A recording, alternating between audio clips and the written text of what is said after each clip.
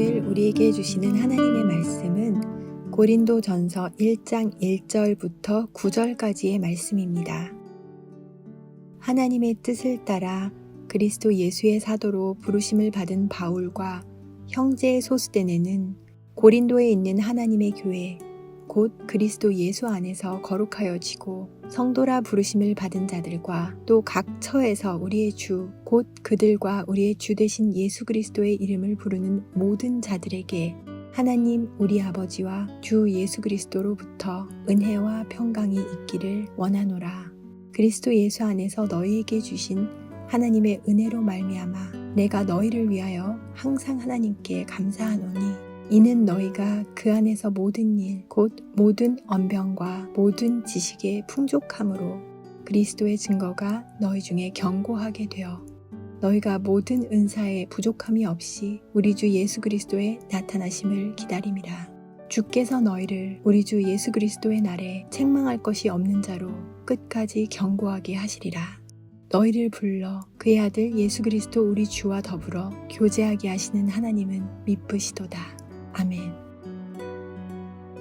사도 바울은 2차 전도 여행 중 주 50년 말경에 고린도에 도착하여 고린도 교회를 설립하고 그곳에 1년 반 정도 체류합니다. 그리고 다시 선교 여정길에 오른 사도 바울은 여러 루트를 통해서 고린도 교회에서 일어나고 있는 심각한 문제들에 대한 소식을 듣게 되고 이를 해결하기 위해 에베소에 체류할 때 쓴 편지가 고린도 전서입니다.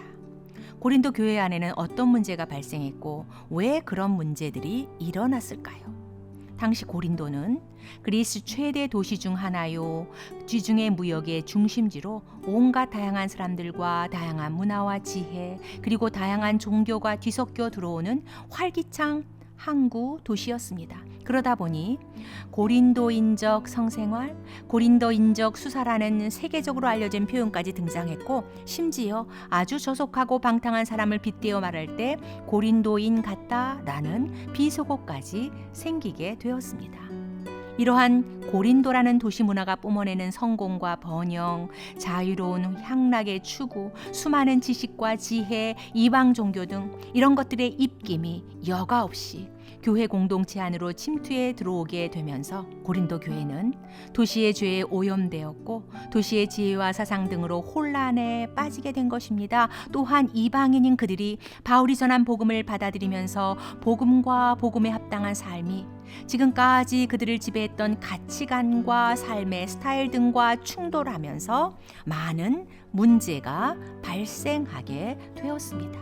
이때 세상의 가치관과 도시의 문화에 복음이 흡수되고 말 것인지 아니면 복음이 그 가치관과 문화를 뒤바꾸는 변혁의 길을 찾아갈 것인지 이것은 교회가 하나님이 부여하신 확고한 정체성에 서 있느냐 그렇지 않느냐의 여부에 달려 있습니다. 그런데 고린도 교회는 그렇지 못했기에 교회 내 다툼이 일어나고 음행을 저지르고 성도 간의 법정 싸움이 발생하고 그 외에 우상 제물에 관해서 성찬과 은사, 부활 등에 대한 견해의 차이로 인해 여러 문제가 일어나게 된 것입니다.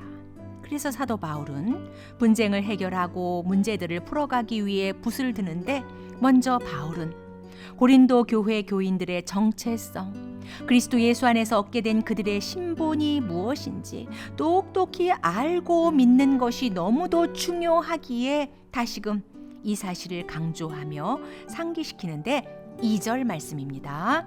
고린도에 있는 하나님의 교회 곧 그리스도 예수 안에서 거룩하여지고 성도라 부르심을 받은 자들과 성도란 세상의 많은 사람들 가운데 오직 하나님의 뜻에 따라 오직 하나님의 은혜로 세상으로부터 부르심을 받은 자로 이렇게 부르심을 받게 된 성도의 무리가 바로 이 땅의 교회입니다. 당시 로마와 그리스에는 많은 도시들이 있었고 도시마다 많은 사람들이 살고 있었고 그리고 바울은 이곳저곳 선교여행을 다니면서 도시마다 수많은 이방인들에게 복음을 전했습니다. 그 셀 수 없이 많은 사람들 가운데 하나님의 효과적인 부르심을 받아 세상으로부터 구별함을 받게 된 자들이 바로 고린도 교회 성도들이라는 사실을 분명하게 주지시킵니다. 지금도 이 세상에 얼마나 많은 사람들이 살아가고 있습니까? 송파구, 강동구 그리고 하남시에 수많은 사람들이 있지만 우주 만물을 창조하시고 지금도 살아서 역사를 주관하고 계시는 하나님이 바로 나를, 바로 우리 한 사람 한 사람을 지명하여 부르셨다는 이 놀랍고 엄청난 사실을 진정으로 믿으십니까?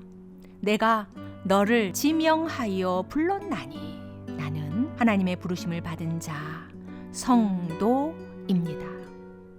이렇게 오직 하나님의 뜻을 따라 오직 하나님의 은혜로 우리를 부르신 하나님은 또한 우리를 그리스도 예수 안에서 거룩한 자가 되게 하십니다. 죄악된 세상에서 우리를 부르셨지만 우리는 여전히 더럽고 추악한 죄인이기에 우리를 부르신 하나님은 죄인인 우리를 거룩하게 하시기 위해 기꺼이 독생자를 내놓으시고 독생자 예수 그리스도는 기꺼이 십자가에 달리시고 내가 한 것은 아무것도 없는데 오직 하나님의 은혜로 말미암아 우리는 더 이상 죄인이 아니요 그리스도 예수 안에서 의인 거룩한 자가 된 것입니다. 진정으로 믿으십니까? 하나님이 전적으로 하신 일 오직 하나님의 은혜로 먼저 부르심을 받았고 이미 그리스도 예수 안에서 거룩한 자가 된 성도인 우리는 그 결과 예수의 이름을 부르며 주 예수 그리스도와 교제할 수 있는 자가 되었습니다. 9절입니다. 너희를 불러 그의 아들 예수 그리스도 우리 주와 더불어 교제하게 하시는 하나님은 미쁘시도다. 주 예수 그리스도요, 힘차게 불러보십시오. 주 예수 그리스도요, 마음껏 부르십시오. 주 예수 그리스도요, 나를 도와주십시오. 주 예수 그리스도요, 우리에게 힘을 주시옵소서. 주 예수 그리스도요, 우리의 나라를 지켜 주시옵소서. 우리의 주인이시요, 우리의 구원자이시요, 우리의 왕이신 그분의 이름을 부르며 그분과 교제한다는 이 특권이 얼마나 큰 은혜요, 얼마나 엄청난 축복인지 진정으로 믿으십니까? 그래서 이 성도의 특권을 누렸던 증거가 고린도 교회 안에 풍성하게 나타나는데 5절에 모든 언변과 모든 지식에 풍족하고 7절에 모든 은사에 부족함이 없고 이랬던 고린도 교회가 1년 2년 시간이 흐르자 하나님이 이미 이루신 일과 하나님이 우리를 통해 계속 이루실 일에 대해 날마다 고백하고 그 믿음의 고백대로 거룩한 삶을 살아가지 않으니 처음 받은 사랑과 처음 체험한 은혜가 희미해져 가고 때마침 고린도라는 도시의 거센 세속화의 공격을 받게 되고 공동체 안에서 다른 지체와의 이견으로 다툼이 생기면서 고린도 교회 성도들은 흔들리고 넘어지고 자빠지게 된 것입니다. 하나님은 우리를 부르셨고 그리스도 예수 안에서 거룩한 자로 예수의 이름을 부르며 그리스도 예수와 교제할 수 있는 성도라는 엄청난 변화를 선포하셨지만 이 놀라운 특권을 지속적으로 누리지 못하고 삶으로 표현하며 살아내지 못하고 오히려 바울이 전한 복음을 자기 방식대로 변질시키고 자신들에게 좋은 방향으로 왜곡하며 복음을 입맛에 따라 취사 선택하는 일까지 발생하게 됩니다. 껍데기는 변화되었지만 내면은 여전히 육신에 속한 자의 적나라한 모습입니다. 지금 이 세상은 얼마나 빠른 속도로 변해가고 있습니까? 올해 전 세계 클라우드 시장이 552조로 예상되면서 정부 주도의 클라우드 성장 전략이 시급하다. 메타버스 관련주가 점점 상승하고 있다. 의미조차 정확히 모르는데도 왠지 숨이 막혀오는 느낌입니다. 그렇게 많았던 은행 지점들이 점점 문을 닫으면서 은행 업무가 온라인으로 변화되어 가니 사회에서 꽤나 잘 나갔던 어른들조차도 당황해하며 좌괴감마저 들게 합니다. 모바일 폰은 기능도 속도도 초초고속으로 해마다 업그레이드 되어 가고 있고 그 기능의 10%조차도 이용하지 못하면서 우리는 그 흐름을 따라가야 할 것 같은 초조함과 불안감에 2, 3년마다 핸폰을 바꾸어 갑니다.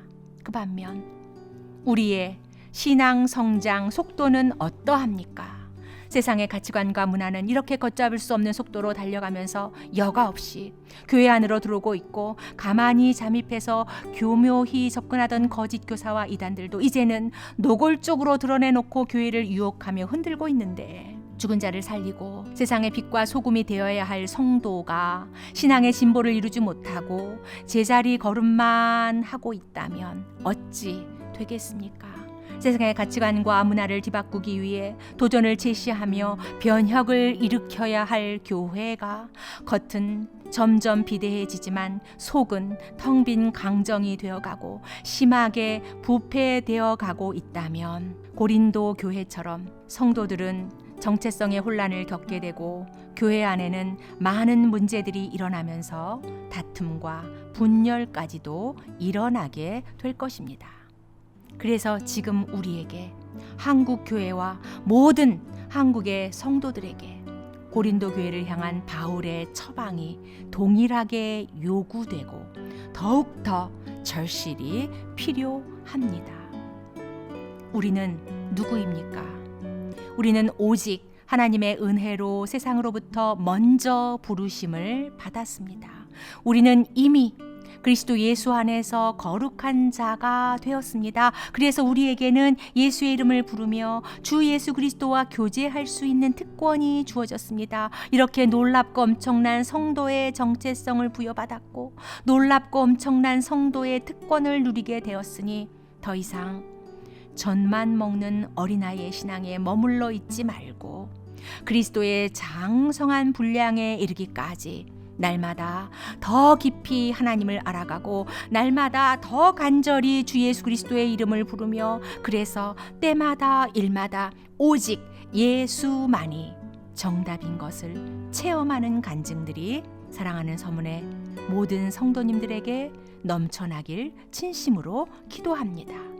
코로나가 결코 핑계가 될 수 없고 코로나에 더 이상 우리의 발목을 잡힐 수는 없습니다. 오히려 코로나의 위기를 기회로 바꾸는 지혜롭고 깨어있는 서문의 모든 성도님들이 되기를 간절히 기도합니다. 상반기 양육훈련과 다락방 모임이 우리 성도님들을 기다리고 있습니다. 아멘.